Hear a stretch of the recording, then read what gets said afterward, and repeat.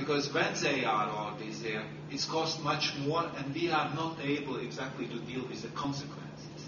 But I believe that the last 10 years demonstrates that basically countries have moved forward, and that means that our support, our humble support, have been rather successful, even if we have not very well clearly formulated what our policy have been for supporting LDCs. I think the results are encouraging, not discouraging.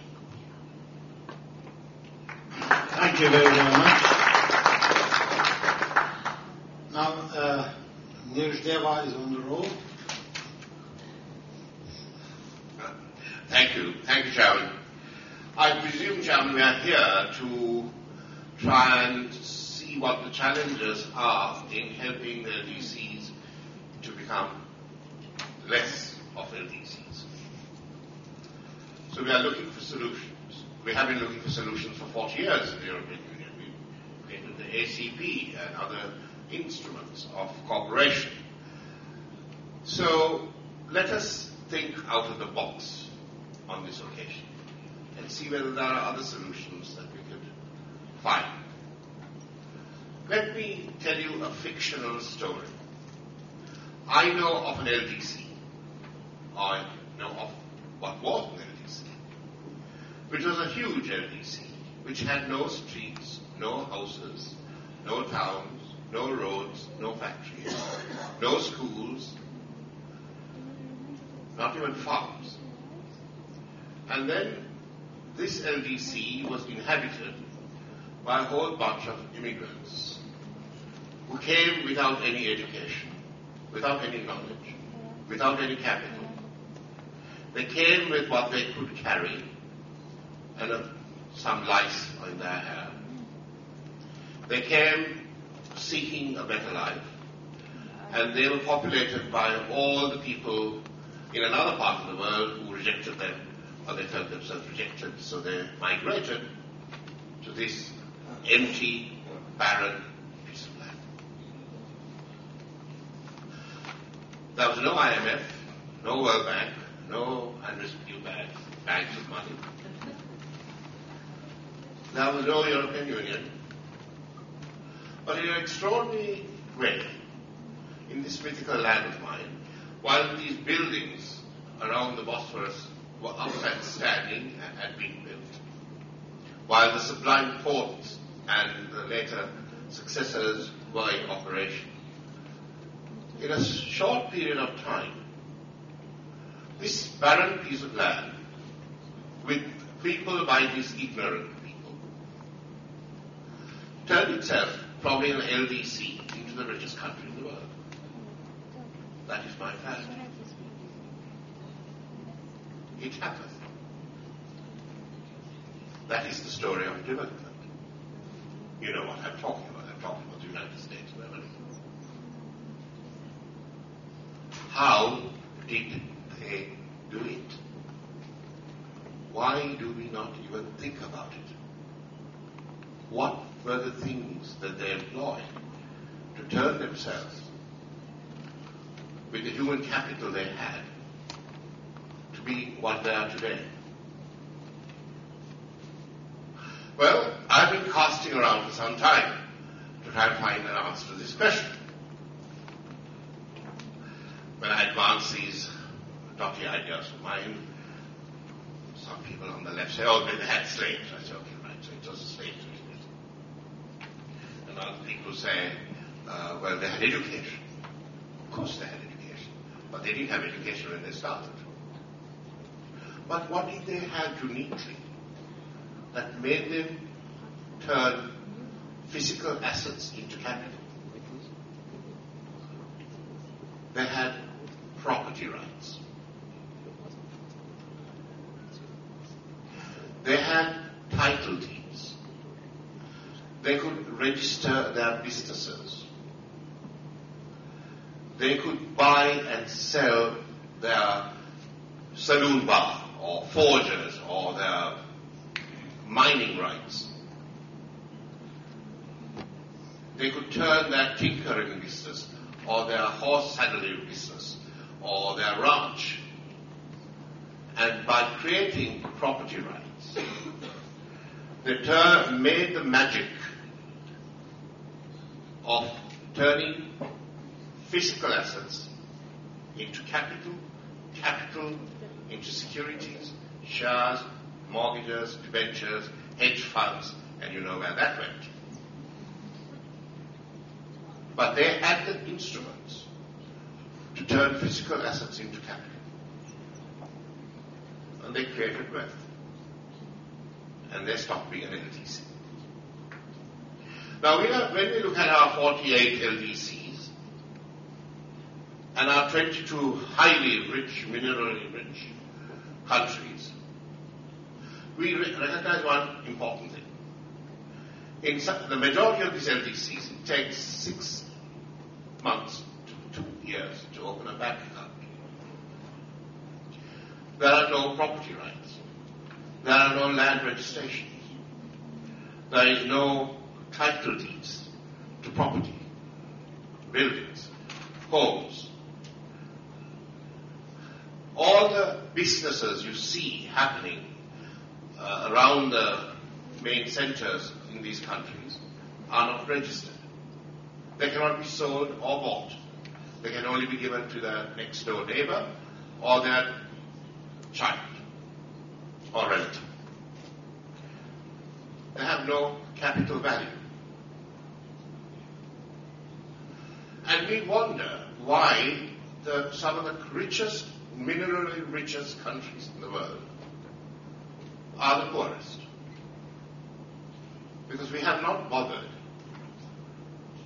I use that word singularly, we have not bothered to establish property rights, commercial business disciplines, and commercial registration of companies. And so, because of this, all of these countries' economic activities are outside the formal sector. They are in the informal sector. They cannot even be calculated. If you see a slum somewhere, and somebody living in a shack, that shack has a value, but it's not registered. So it has zero value. There are 18 million people living in slums of the center of Mumbai. Zero value. There are 400,000 businesses along the streets of Brasilia and Sao Paulo, which have absolutely zero value, because you can't quantify them. I can go on and on and on this.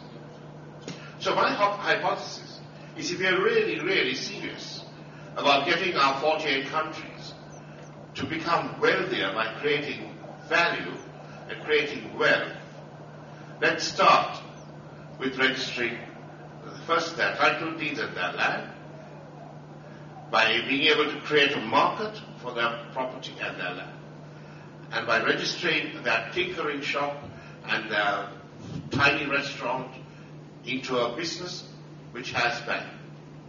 And suddenly something will start happening. Thank you. Thank you very much.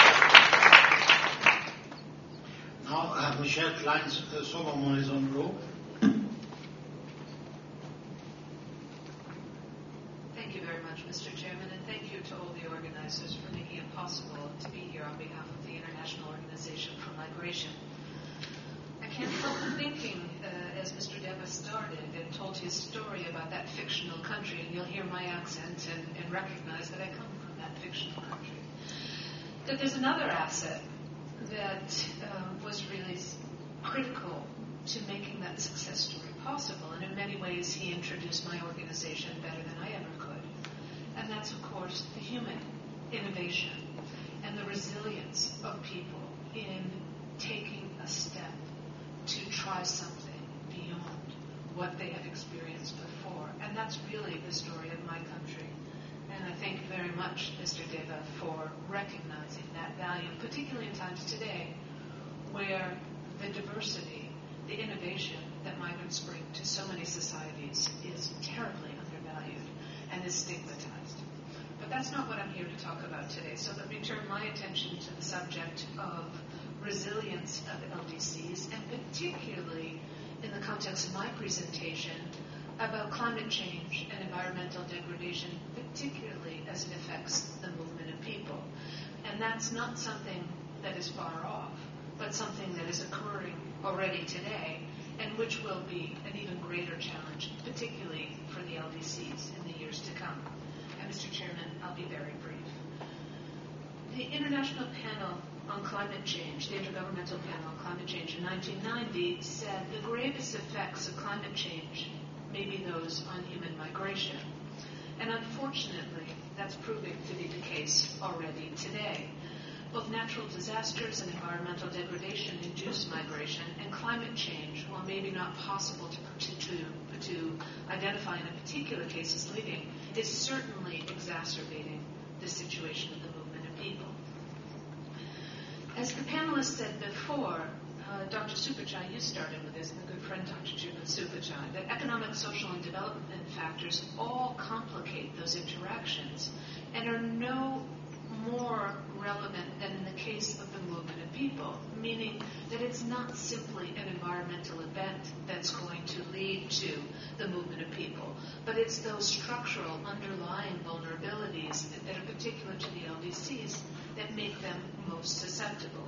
And here, let me give two main reasons. One, that the environmental degradation exacerbated by climate change and other forms of natural disasters are particularly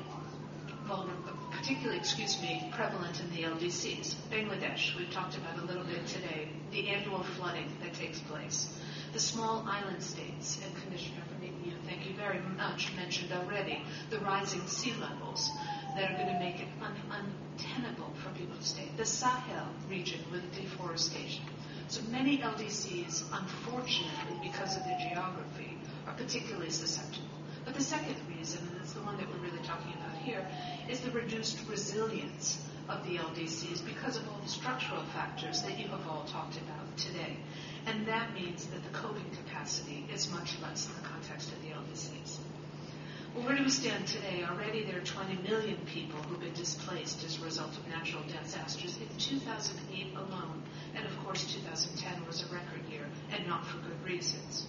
There are figures that suggest that by 2050, some 200 million people will be displaced as a result of environmental-related factors, and the majority of those will be persons from the LDCs. And most of that displacement is not going to be cross-border or far away to the EU or otherwise. It's going to be internal within the LDCs, creating additional strains on existing vulnerabilities in the economies and otherwise. And while some of that displacement is likely to be temporary, unfortunately, in many cases, it will be permanent because the degradation that's taking place in the environment means that there will be limited ability to actually earn livelihoods and in the future be able to habit places like the areas of sea level rise that Dr. Supachai talked about. For many people, migration is a choice of last resort and only in the situation of disaster.